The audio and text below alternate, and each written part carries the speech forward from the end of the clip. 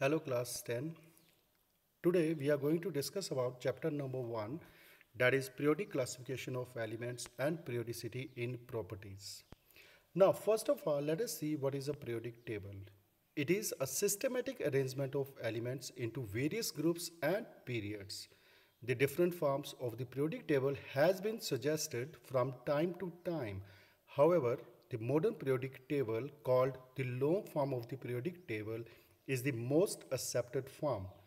In the modern periodic table, the elements are arranged in different groups and periods according to their atomic number. Those elements which have similar properties, they are arranged in the same group. Now, before we proceed further, let us see what is an atomic number, because in the modern periodic table, the elements are arranged in the order of increasing atomic number. The atomic number simply represent the number of protons in the nucleus of an atom of the element. It is also equals to the number of electrons in the neutral atom of an element. Now let us see the significance. The first significance is it gives the relationship between the number of protons and the electrons in an atom. In a neutral atom, number of protons are always equal to the number of electrons. Second, it helps to distinguish between the elements. Third, it helps to define an element. Fourth, it gives the position of an element in the periodic table. It leads us to the electronic configuration of the element. Now, let us see what is a mass number. We all know that the mass number is equal to the number of proton in the nucleus plus number of neutron in the nucleus. Mass number is denoted with A, whereas atomic number is always denoted with Z. Now, let us proceed further. Periodic table is a tabular arrangement of chemical elements ordered by their atomic number, electronic configuration, and recurring chemical properties. This ordering shows periodic trends such as elements with similar behavior in the same column. It also shows 4 rectangular blocks with some approximately similar chemical properties. In general, within one row, that means in a period, the elements are metals on the left and the non-metals on the right. Now, the question arises, why do we need to classify an element? Or why do we need classification? Or why do we need a periodic table? The need of classification of element is to group together the similar elements and to separate the dissimilar ones. At present, there are 118 elements known, and their arrangement to their properties in the tabular form is called periodic table. In 1800, only 31 elements were known. By 1865, the number of identified elements had more than doubled, that is 63. There are a total of 118 elements known so far, and the discovery of new elements still continues. Every element has its own importance. Some of them are useful while others may be harmful. The harmful elements may also be useful in other way, like radioactive elements. We all know uranium is a radioactive element which emit alpha, beta and gamma particles, which is very harmful for us. It destroys the body tissues and kill the living organisms. But it is used in nuclear reactor to produce electricity. So you have seen that some elements which are harmful in one way may be useful in the other way. Now, it is necessary to study the chemical and physical properties of each of the elements present around us, because every element is related to our life in some or other way. With such a large number of elements, that is with 118 elements, it is very difficult to study individually the chemistry of all these elements and their large number of compounds. So to ease out this problem, scientists have found a systematic way to organize their knowledge by classifying the elements in various groups and periods.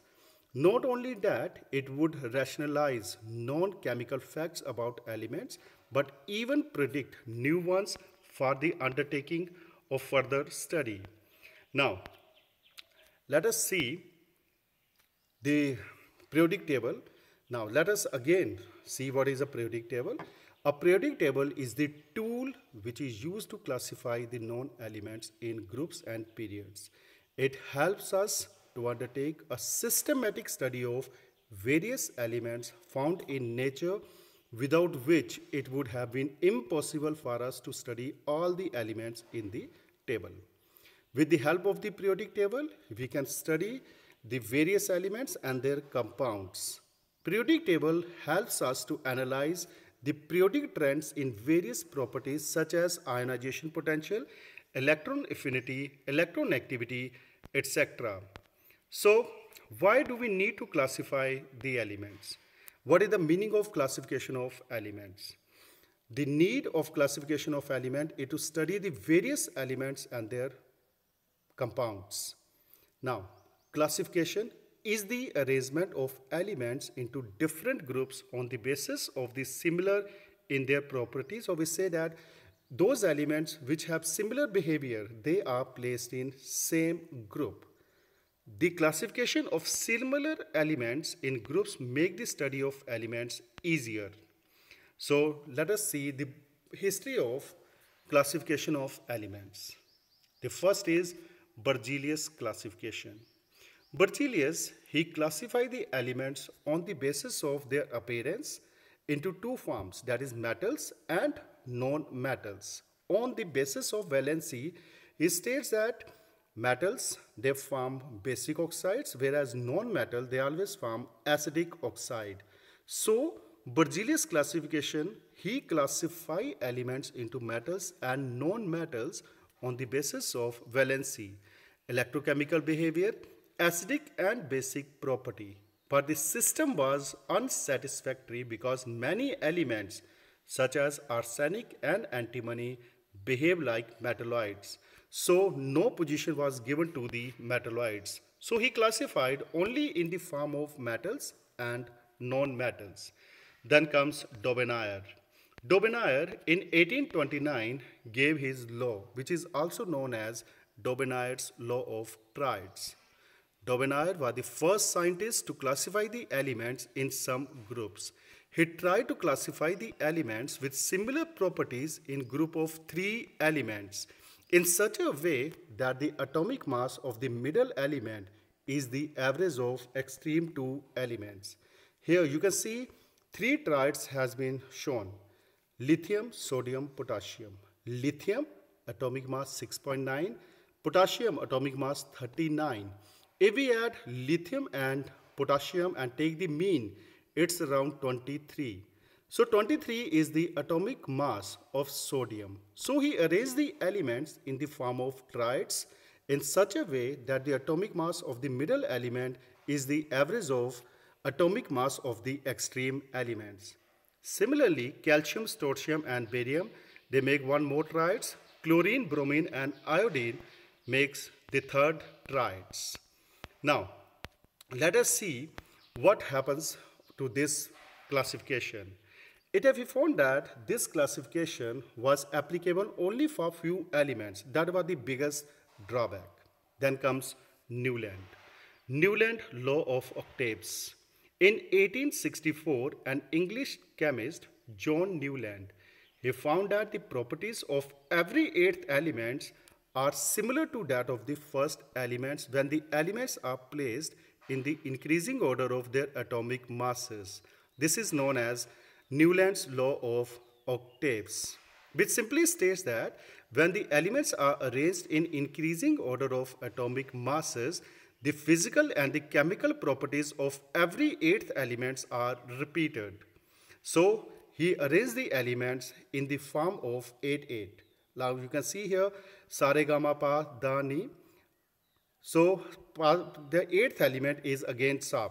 So he arranged like hydrogen, lithium, beryllium, boron, carbon, nitrogen, oxygen, and found that the properties of hydrogen are similar to that of fluorine. Lithium shows properties similar to that of sodium. Beryllium has properties similar to that of magnesium. So Newland, he arranged the elements in the form of 8, like there is a repetition of properties in every first and eighth element. They are similar. So he arranged the element in such a way that the first and the eighth element, they come in the same group. Now, let us see the defects in this classification. All the known elements and the elements discovered later could not be correctly arranged into octaves. Some elements having different properties were arranged in the same row, like cobalt and nickel having different properties are placed along with fluorine, chlorine and bromine. Iron having properties similar to cobalt and nickel are placed in different rows. These were the defects in the classification of Newland's law of octaves. Then comes Mendeleev. While Daubigny initiated the study of periodic relationship, it was Mendeleev who was responsible for publishing the periodic law for the first time, which simply states that the properties, that means the physical and the chemical properties of the element, are periodic functions of their atomic weights. If the elements are arranged in order of their increasing atomic weights, after a regular interval, elements with similar properties are repeated. On the basis of his law, Mendeleev proposed a periodic table for classification of elements, which is known as Mendeleev's periodic table. Now let us see what is this Mendeleev's periodic table. Mendeleev's research was based on the 63 elements that were known at that time. He studied the relationship between the atomic masses of the elements and their physical and chemical properties. He studied the formation of hydrides and oxides of the elements and treated this as one of the basic properties of an element. The periodic table contains vertical columns called groups and the horizontal rows called periods. He placed elements that have similar property under vertical columns, leaving blank some space for the elements not yet discovered. This is the biggest achievement, that he left vacant space for the discovery of new elements. Now you can see the periodic table that is given by Mendeleev. He has 8 groups, 1, 2, 3, 4, 5, 6, 7, 8, and he had 6 periods. Now this is the Mendeleev's periodic table. So Mendeleev's periodic table has only 6 horizontal rows called periods and 8 vertical rows called groups. The group 1 to 7 have 2 subgroups called A subgroup and B subgroup. Group 8 had 3 rows of elements. Elements having similar property were placed in the same group. There are some spaces left vacant on the table to accommodate the elements to be discovered in future. Keep in mind, Mendeleev was the first who gave the periodic table in the form of rows and groups and periods. Now, merits means, let us see what are the achievements of modern periodic, that is Mendeleev's periodic table. Elements were arranged on a more fundamental basis of their atomic masses and properties. Second, spaces were left vacant to accommodate the elements to be discovered in future. It could predict the properties of the element, which helped in the discovery of new elements. The inert gas elements, later on known as noble gases, discovered later could be placed in separate groups without disturbing the table. The formulae of the oxides and hydroxide ions, that is the elements when they combine with oxygen form oxides and with water form hydroxide, formed by the elements, were also the basis of classification of the elements.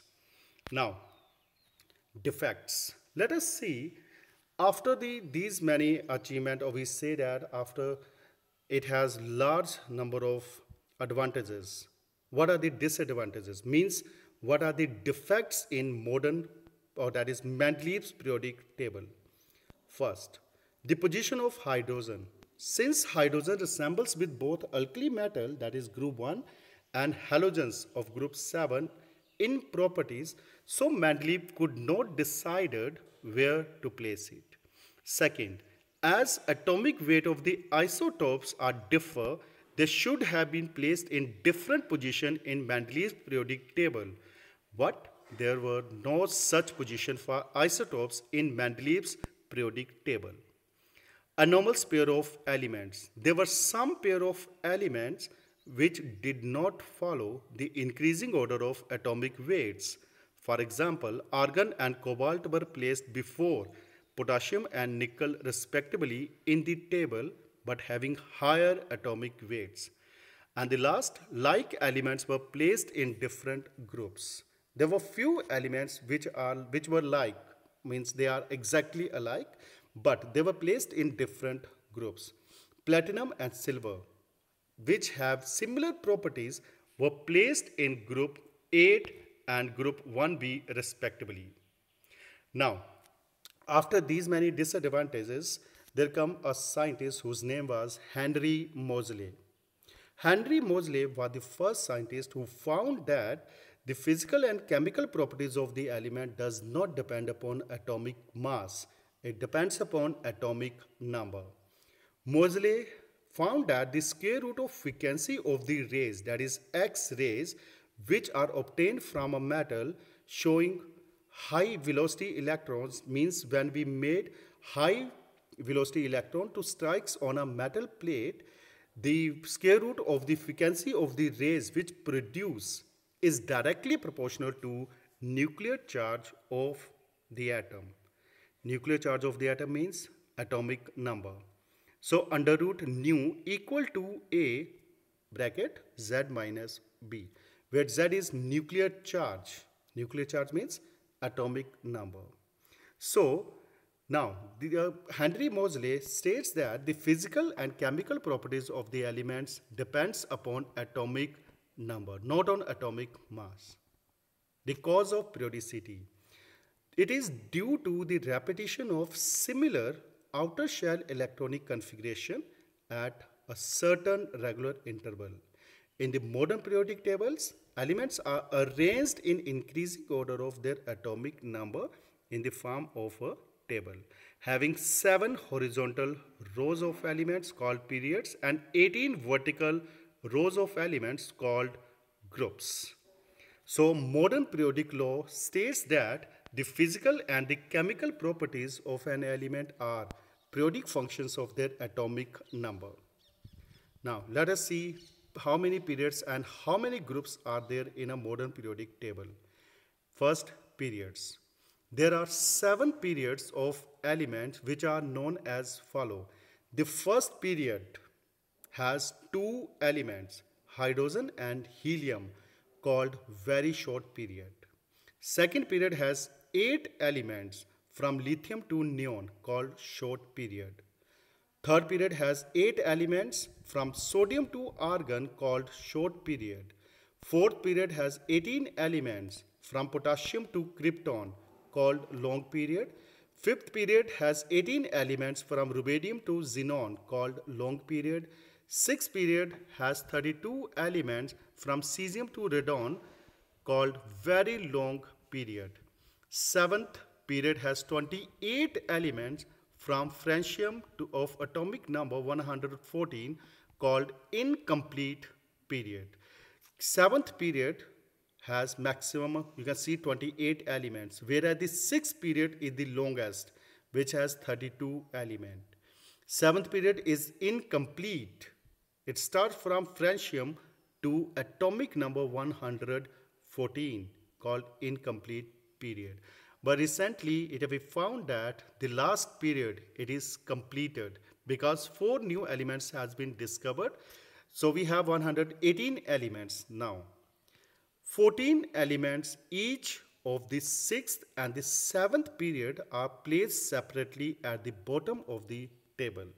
The 14 elements of the 6th period from lanthanum to lutetium are called lanthanoid, and the 14 elements of the 7th period from actinium to lutetium are called actinoids. So this is all about periods. Now let us see how many groups are there. There are 18 groups of elements divided into 9 main groups. Keep in mind, 18 groups divided into 9 main groups. Let us see what are those 9 main groups. There are 1, 2, 3, 4, 5, 6, 7, 8 and 0 group. The group 1 to 7 has 2 subgroups, each called A subgroup and B subgroup. Group 8 has 3 rows of element and group 0 has only 1 row of element. A subgroup elements are called normal elements. B subgroup elements called transition elements. Lanthanoid and actinoids are called inner transition element. Group 1A elements are called alkali metals. Group 2, that is 2A elements are called alkaline earth metal. Group 17 elements are called halogens, whereas group 18 or 0 group are called noble gases. In a group, all the elements have the same number of valence electrons. Group 1 has 1 valence electron. Group 2 elements have 2 valence electron. Group 3 has 3 valence electron, etc. In a period, all the elements contain the same number of shells. Keep in mind, when we move from left to right along the period, the number of shells remain same. Whereas when we move down the group, the number of shells increases. Like you can see the modern periodic table here. Hydrogen, lithium, sodium, potassium, rubidium, cesium and francium, that is group 1 called alkali metal. Keep in mind, the position of hydrogen is still not confirmed. That is the biggest drawback of the modern periodic table, because hydrogen shows properties of alkali metals as well as that of group 17 halogens. Now, alkali metals, you can see lithium, sodium, potassium, rubidium, cesium, francium. Alkali earth metal, these are also known as alkali earth metals or alkaline earth metals. Beryllium, magnesium, calcium, strontium, barium and radium. You can see the middle block, that is of brownish color, that are transition elements. Poor metals, aluminium, gallium, indium, then germanium, etc. Non-metals, boron, carbon, nitrogen, oxygen, fluorine, silicon, phosphorus, sulfur, chlorine, arsenic, selenium, barium, tellurium, iodine and antimony. Keep in mind, antimony is a radioactive element. Then at the last, you can see in red color we have noble gases and rare earth metals. They are placed at the bottom. The first is known as lanthanum series and second is known as actinium series. There are 14 elements placed at the bottom of the periodic table. Now, group 1 on the extreme left position contains alkali metals, lithium, sodium, potassium, rubidium, cesium and francium. The alkaline earth metals are metallic elements found in group 2. Elements present in group 3 to 12 in the middle of the periodic table are called transition elements. In the transition elements, valence electrons are present in more than one shell. With a few minor exceptions, the electronic structure of transition metals atom can be written as metal, that is noble gas, NS2 and -1 into D. This electronic configuration you will study in higher classes. Group 18 on the extreme right side position contain noble gases which has completely filled outermost shell. So you have seen the modern periodic table. What is a modern periodic table and how the elements are arranged. You can see the inner transition elements. 14 elements with atomic number 58 to 71, that is selenium to lutetium, are called lanthanoids and they are placed along with the elements lanthanium, atomic number 57. That is why it is called lanthanoid series. Similarly, we have actinoid series, that is 14 elements with atomic number 90 to 103, that is called actinium series, is also placed at the bottom of the periodic table along with lanthanoid series. With this, we have done the periodic classification of elements, first part. Next time we will discuss about the second part of the periodic classification of elements, and in that we will study about electron activity, electron affinity, ionization energy, etc. So you all are advised to just go through this PPT PowerPoint presentation once again and see. If you find difficulties, contact us. Thank you and have a nice day.